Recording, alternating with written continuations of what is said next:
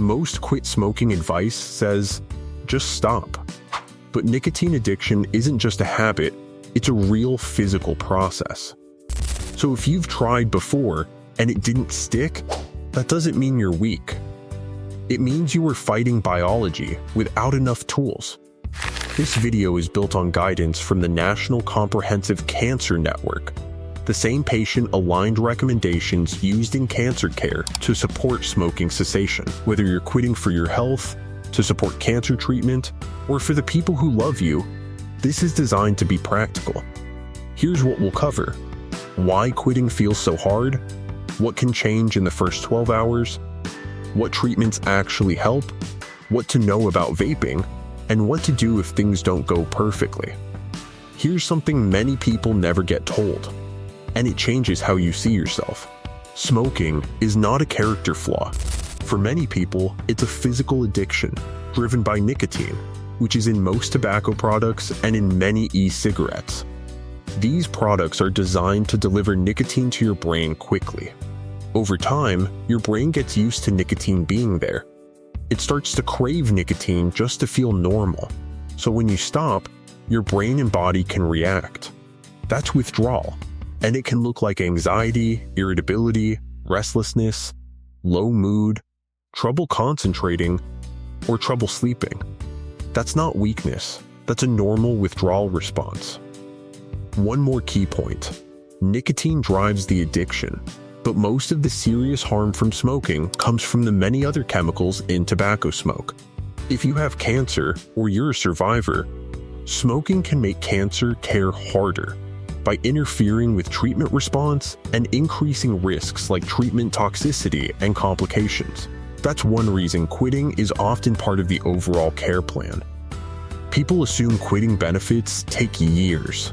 Some changes can start the same day. About 12 hours after your last cigarette, the carbon monoxide level in your blood can drop back to normal. Carbon monoxide reduces how well your blood carries oxygen, so when it clears, oxygen delivery can improve. Over the next 1 to 12 months, many people notice less coughing and less shortness of breath. Over time, you may also notice improved taste and smell, more energy and activity feeling easier. For people going through cancer care, quitting and staying smoke-free is linked with better outcomes, such as improved treatment results, fewer side effects and complications, and better quality of life. These benefits can matter at any age and any stage, though the exact impact is different for each person, and your care team can explain what applies to you. Trying to quit with no support can make withdrawal feel unbearable. The good news is there are treatments that can make this easier. First, nicotine replacement therapy, or NART. Patches, gum, and lozenges replace some nicotine without the toxic smoke. Some forms, like nasal spray, may require a prescription depending on where you live. Many people benefit from combination ART, a long-acting patch for steady support, plus a short-acting option like gum or lozenge for sudden cravings. Second, prescription medicines.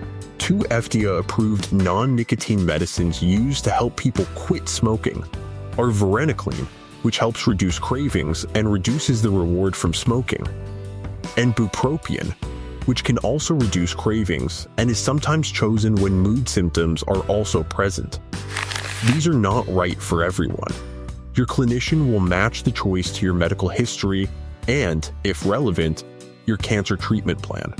Important safety note, especially in cancer, NCCN guidance notes that Varenicline and bupropion may be avoided in people with brain metastases because of seizure risk. Your oncology team can screen for this. Third, behavioral counseling. This is not just talking, it's skill building. Identifying triggers like coffee, stress, or social situations. Planning for cravings and withdrawal. Building coping strategies. And getting support when motivation drops. Many people do best with a combination of counseling and medication rather than either one alone. A lot of people ask about e-cigarettes. E-cigarettes create an aerosol, not water vapor. The aerosol may contain harmful substances, including toxic chemicals and metals. Many e-cigarettes also contain nicotine, which can keep the addiction going. The FDA has not approved e-cigarettes as a quit smoking treatment, and NCCN does not recommend them as a first-choice quit aid. Proven approaches, counseling plus FDA-approved medicines are usually the starting point. If you already switched from cigarettes to e-cigarettes, your care team should recognize that progress and help you work toward eventually stopping e-cigarettes too, without pushing you back toward smoking. Let's say it out loud. Slips are common. Relapses happen. That does not mean you failed. A slip can be 1 or 2 cigarettes after quitting. A relapse means going back to regular smoking. What matters most is what you do next. Restart your plan as soon as you can and tell your care team, don't wait for your next appointment. If you're struggling, your clinician can adjust your plan, more counseling sessions, a different medication, combination therapy, or added support for things that make quitting harder, like high stress, depression, pain, or living with someone who smokes. Before your next appointment, or before you call your doctor today, write down these 4 questions.